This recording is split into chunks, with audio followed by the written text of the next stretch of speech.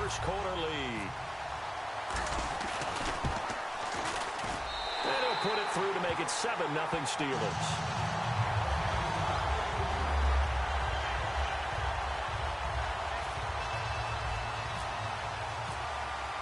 Boswell now to kick it away after the touchdown.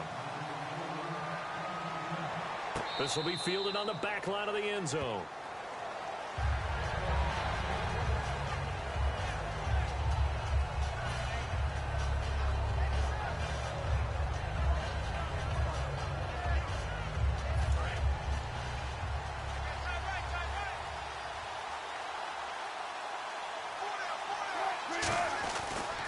Here's Thomas Rawls with his first carry. Credit him with a 1-yard gain there to make it 2nd and 9. The starters for the Seahawks of Seattle on the offensive side. Charles, they could use a big game from Thomas Rawls. And they really loved what they got out of him last year because an undrafted player is not supposed to give you nearly 6 yards a carry in production. And that's exactly what he did. They need a big game out of him, and they expect it. Throwing is Wilson toward the center of the field, but it's incomplete. Marcel Reese is fullback, the intended target, and it's 3rd down. And a look at the Steelers' defensive unit. Ryan Shazier ran so fast at his combine that many people thought someone actually ran for him. He's a linebacker who ran sub 4.4, and he uses that speed to make plays all over the field. And defensively, it's a nickel formation here on 3rd down and 9. And the grab made by Doug Baldwin. A really good pickup of 28 yards.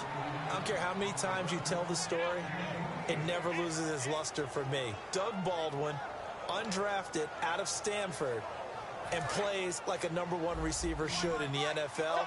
I don't care how you cover him. I don't care that his size isn't great. He's the one that typically comes up with the football. Absolutely. His roots go all the way back to Gulf Breeze, Florida, where he's from, right on the water near Pensacola, and then, of course, to Stanford, and, boy, he's been good. But depending on the team, they call that an explosive play or a chunk play, the one that they got on the previous one. They tried to go back and get another one, didn't they? They did, but unsuccessful on that second attempt. 2nd and 10 now. Wilson. Flush to his right. Now on the run. This is caught inside the 15. And all the way in. Touchdown, Seattle. Doug Baldwin, 46 yards. And the Seahawks just an extra point away from tying this thing up.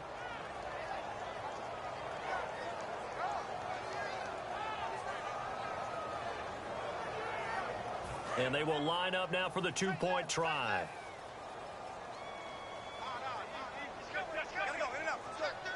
And on the outside, they're playing press coverage. Wilson, and he's got it. The try for 2 is successful, and it pushes the lead up to a field goal.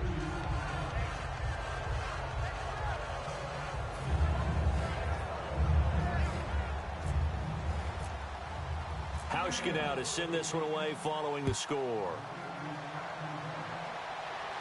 This is fielded a couple yards deep. And a pretty good return here. He'll be stopped just shy of the 25 at the 24-yard line. The Steelers offense now, they head back onto the field. And coming off a one-play drive that was so deflating for the defense, what's their mentality? How do they rally here and stop this offense? Well, hopefully there's some determination that sets in because they weren't ready to go on the last one. Give all the credit to the offensive guys for getting it done, but to allow a run of that length, that's just not being prepared. So now, are they determined? Are they ready to read their keys and make the proper plays? And we'll see how determined they are. When you run a screen pass really well, you got to like the look of it because so many parts come together to make it work well. The offensive linemen where they're faking people out, the back slipping out there, catching the football, then all of them going together as one unit downfield. A really nice pickup. Now a play fake here on 1st down. Oh, a ball batted in the air, and now it's intercepted. A great read, and it's picked off. And he returns it into enemy territory down to the 45-yard line. And here come the Seahawks. They won the NFC West, wrapping it up in Week 15. They've won it 4 out of the last 5 years, Charles. And what New England has been able to do has dwarfed everything else. But that's a pretty good run out west, is it not? It's a fantastic run because, remember, We were talking about the NFC West being the most competitive division in football for about a 3-year stretch there between them and San Francisco. Remember, the Rams played all of them tough. Arizona got involved in the whole deal. So it's a great run by them, and they don't believe that they're finished, not by any stretch of the imagination. They're looking to get one of the home field advantages in the playoffs. I think that's a big-time play there because the slant route is really hard to cover because the timing is so quick. But able to see it, diagnose it, and get to the football, that's why he was able to bat it away.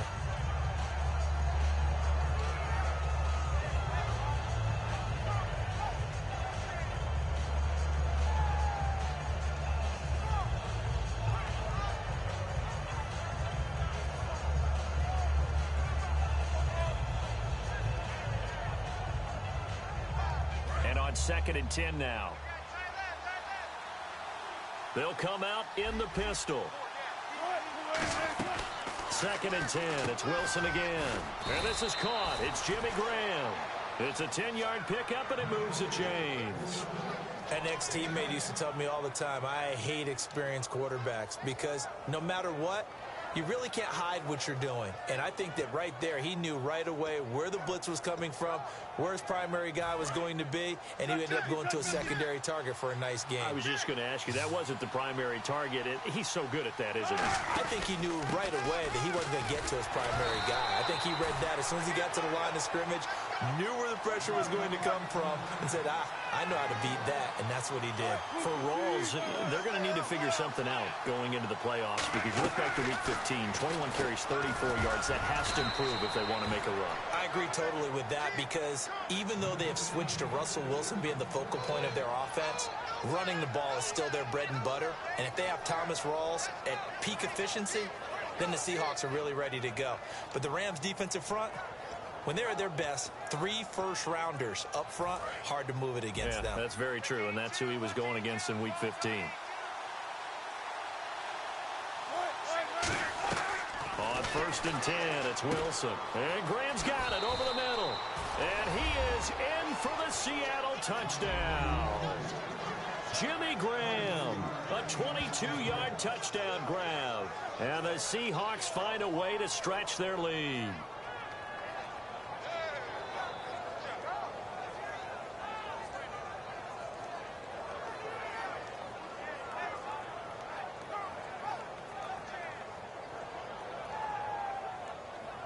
Stephen Hauschka for the point after. And it's up and good. That pushes the lead now to 15-7.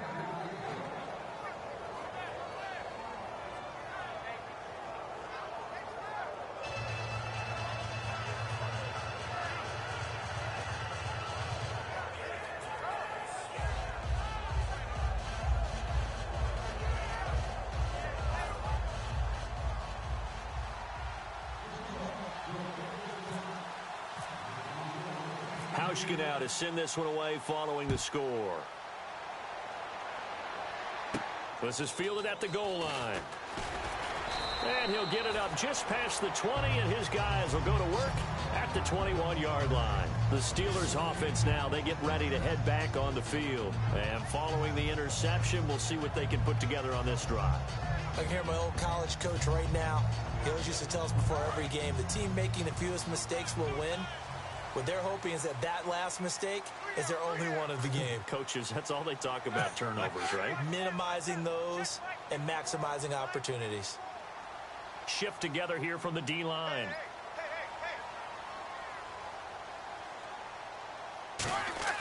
They go back to the air here after the INT on the last drive. Over the middle here to Coates. Give him 9 there on the first down completion. Well, clearly one of his advantages as a passer is his height, sit back in the pocket, fired over the middle. That makes things tougher defensively, doesn't it? It really does, because your goal is to move the quarterback off his initial spot when he gets his drop back completed.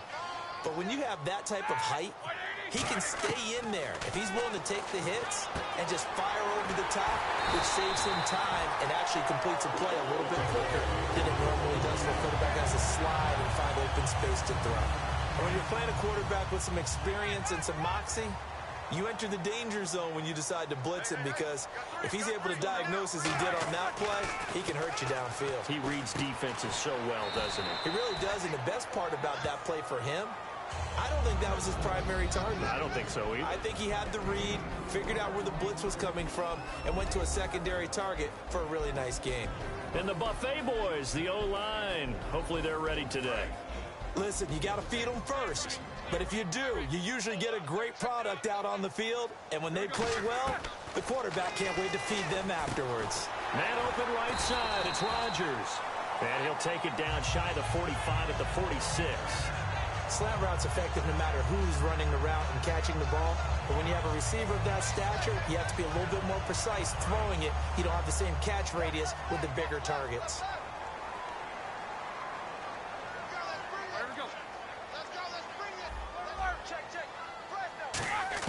They'll throw on first down with Roethlisberger. And he finds a man with a crossing route. A gain of 6 there on first.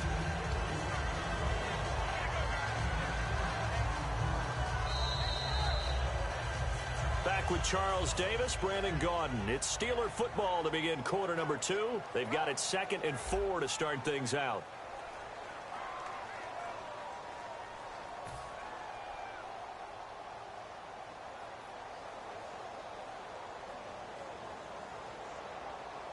Completed pass play. Now let's see if they go back to the air or to the ground. Looking to jam the receivers at the line here. Press coverage look defensively. And that one finds the ground, breaking a string of 5 straight completions. And it brings up 2nd down. No, third down. It's always tough for the guys throwing the football when they think they've got a completion and the ball's almost there, and then someone sneaks a hand or two in and bats it away.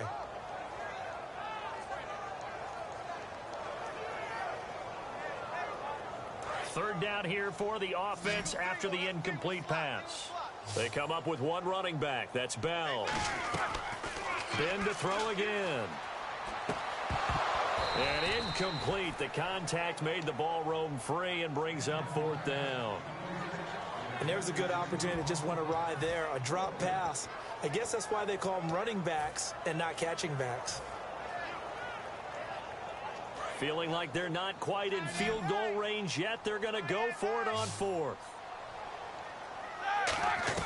4th down. Here's Roethlisberger.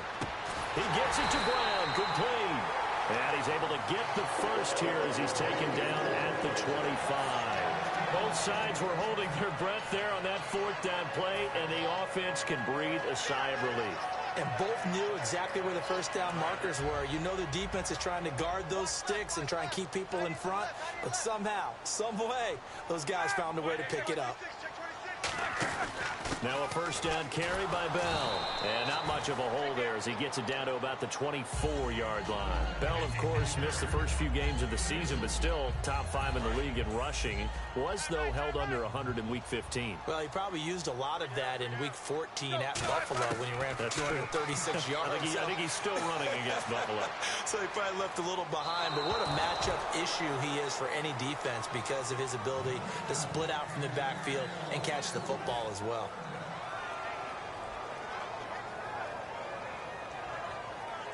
And this seemingly endless drive continues.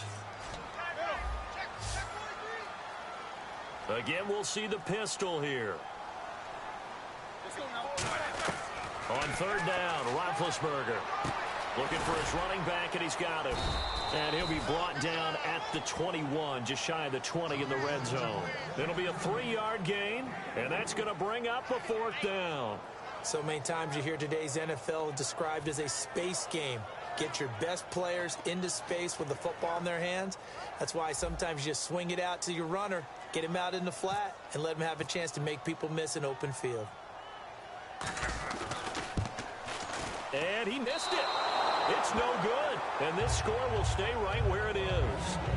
Well, this winds up an empty possession. Everything looked okay. He just never got the ball on target. And knowing him, he'll be disappointed with that effort. Looks like the defense in press coverage here.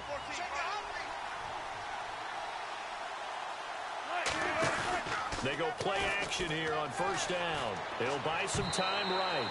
And the tip there altered the ball flight, and it falls incomplete. It'll be second down. Charles, I have to bring up something you told me about last week. You often find hidden talents with a lot of these guys in the NFL. And Baltimore kicker Justin Tucker, he's a heck of an opera singer, and he's very good at singing some holiday tunes, isn't he? He certainly is, and when he sings, he captivates you. Because I've actually seen him on video in the tails, right? I mean, he looks fantastic, but he sounds even better. And not only... Looking for Baldwin, intercepted. A great read, and it's picked off.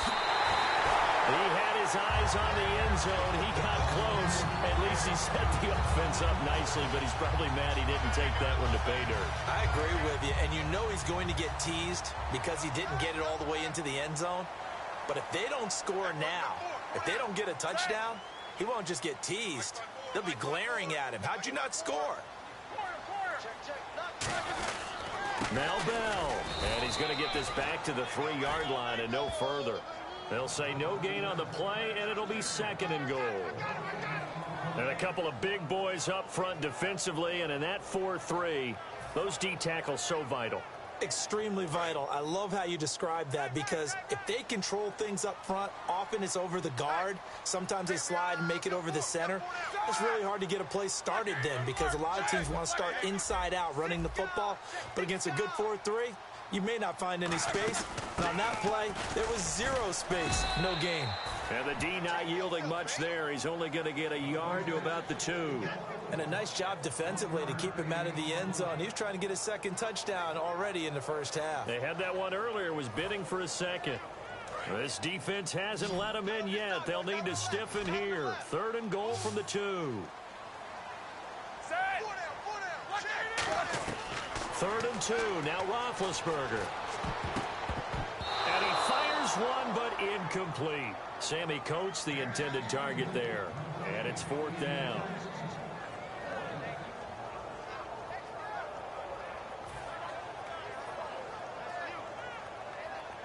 Now Chris Boswell for the Steelers field goal try. This is less than an extra point, just a 19-yard attempt.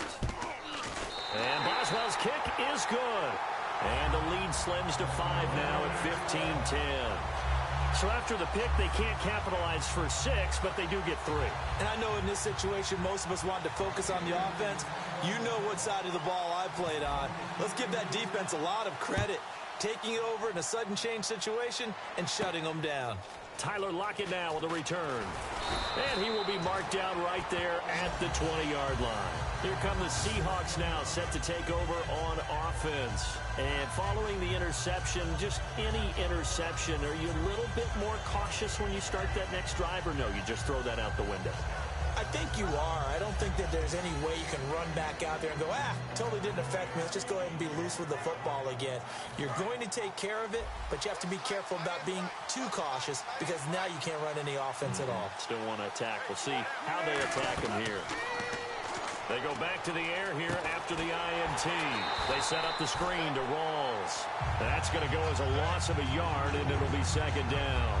Got to give some credit there defensively. They snuffed out that screen early on first down. Really read it well, didn't they? Because they didn't bring the pressure that they expected. They covered all the passing lanes. So once you see it break down as the passer, I think in this situation, you're throwing it at the feet of your back to make sure no one picks it off, or you throw it away, throw it over the sideline. Don't try and freelance and try and make a bigger play. There's really no one else running a pattern that should be open.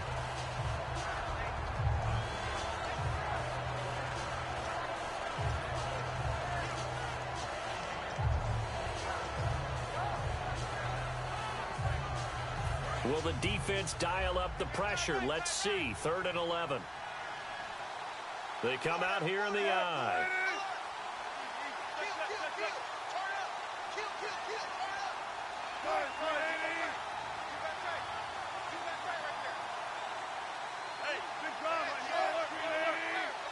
Third and 11, 5 in the secondary now. Nickel look. Being chased out left. He's got Curse. And the play goes for 19 yards. Gives him a new set of downs. He's such a good route runner. Shows it there on 3rd down. Very proficient and a good pass. And you know what I've observed over the years in the NFL? the better a route runner you are, the more confidence your guy's going to have in you to go to you in important times because he can trust you being in the right spot, and they connected. And no escaping this time as he'll go down. They got him for a sack. Now hold everything here. We're going to get a timeout by the offense. It's just their first, so they'll have 2 remaining here before we get to halftime.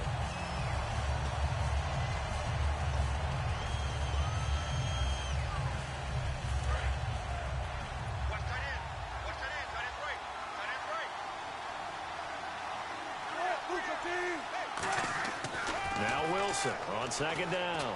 Oh, he's able to outmuscle him here as he pulls it in. And a nice gain of 21 yards. And defensively, they were in zone coverage there. Do you have to be a little careful you're losing playing against a good quarterback like he is to not play too much zone? Yeah, you have to be careful about how much time you're giving up. I think it's a good point you just brought up. So maybe if you still want to play zone, you go to a zone blitz scheme.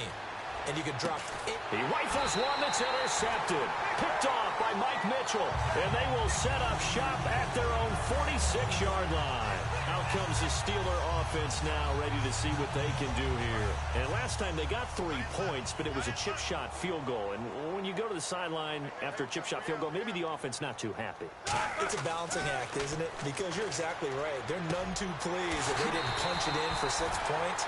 But also have to remember, they did put points on the board. 3 points is 3 points. And in this league, now whistles come in. We're going to get a timeout here by the offense. Okay, give me that stat on Antonio Brown that we dug up before the game. You mean that stat about how many catches over a 4-year period, that maybe he would be the #1 guy in the NFL if he passed Marvin Harrison, the recent Hall of Famer? Yes. That stat? 469, right? Yeah, he got it done. That's the reception number over a 4-year span. He got it done even though he only had 3 catches in the game at Cincinnati. But let's face it, if he only gets 3 in one game, look out in the next one. He may explode. Antonio Brown, the intended receiver. That'll bring up second down. One thing I know from experience is that when the deep ball is thrown and you're the defender, you've got to fight that little bit of panic that emerges. You've got to play the ball really well. It's a 50-50 jump ball play. And guess what? They took a shot. How are you going to win it? And in this case, they managed to get it done. Second and 10 now. It's Roethlisberger. A screen to Bell. A solid stiff arm. 23 yards on the play. Now hold everything here. We're going to get a timeout by the offense. So that means they're down to 1 remaining here as we head toward halftime. Possible run anticipation here as the D-line sandwiches together. Throwing now, Roethlisberger on first down. And his throw's going to be incomplete. He was trying to find Ladarius Green there as tight end. And it's second down. All defenders get tired of hearing about their lack of hands and why they're playing defense instead of offense. But in this situation, it was the hands that made the play. Batting the ball away on an attempted touchdown pass. Excellent job. Way to knock it down. And on the outside, they're playing press coverage. On second down, it's Bell. And he's able to find some room as they get him down after a good run. Pretty good running there, 9 yards. Sets up a 3rd and 1. And now the Seahawks are going to call another timeout. So that means they're down to 1 remaining here as we head toward halftime.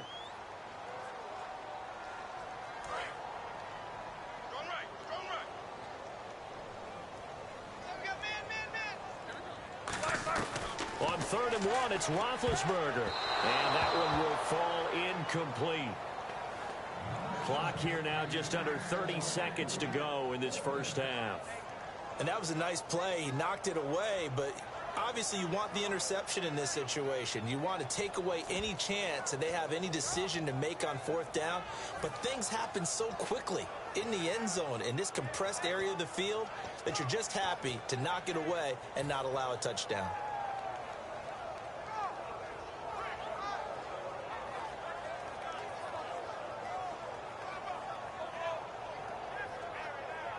So the snap will come from the 3, but remember, they don't need the touchdown. They can get the first down if they get a yard, and the ball gets to the 2.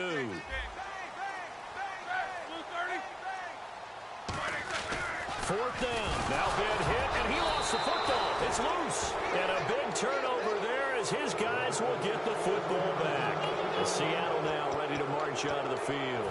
And the ball backed way up, so thinking with this amount of time on the clock, probably just sit on it, and we'll see these two teams go to the lockers. Yeah, I don't think you want to overthink it in this situation. Either side of the ball. Just go ahead and finish up the half and get on out and talk about it.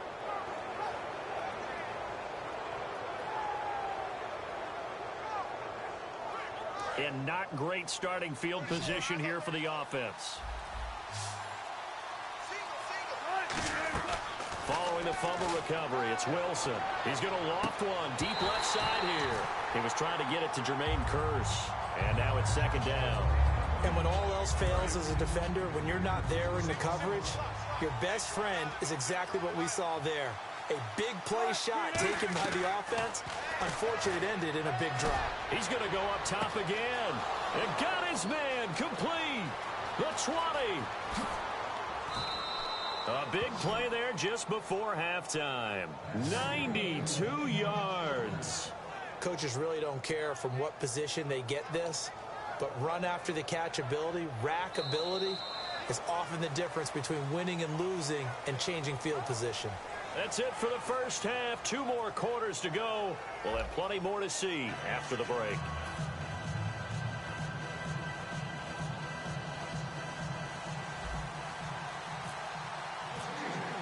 Both teams appear ready for the fight ahead, and we resume action here in quarter number 3. This is fielded at the goal line. And he'll get across the 20 before he's brought down at about the 23-yard line. The Seahawks offense now, they get ready to come back onto the field. They have the lead. Now they'll be looking to extend that lead. And this is where I enjoy talking about one of my favorite subjects, tendency breakers, or counters as I also like to call them. You've done things in a certain way in the first half, and they've had the ability to see what you've done. They're going to make their adjustments. So guess what? You adjust yourself. And Doug Baldwin. Baldwin with it over the middle. And all the way in. Touchdown, Seattle. Doug Baldwin, 76 yards. And the Seahawks add on to their lead. In order to lead in a game, you're going to get plenty of contributors, but that's his second touchdown catch of this game. He's one of the key guys in this one. And you better believe he'll be looking for the hat trick here as this one continues to go. Hauschka now to send this one away following the score. And this will not be returnable. It's out of the back of the end zone for a touchback. Time for the Steelers offense now to get set for their first possession of half number 2. They're down in this game. A chance for the offense, though, to put something on the board, get some momentum here in half 2. Try and get things kick-started for them. And you know at the half, they discussed how they were going to get that done. This is where scripting comes into play a lot of the time. How many plays do you script coming out of the second? Most of the time in the first half, you're scripting 12 to 16. I think in the second... Is this intercepted? It is. It's intercepted. Picked off by Deshaun Shedd. So their woes on offense continue. That's the second pick thrown here in the third quarter. And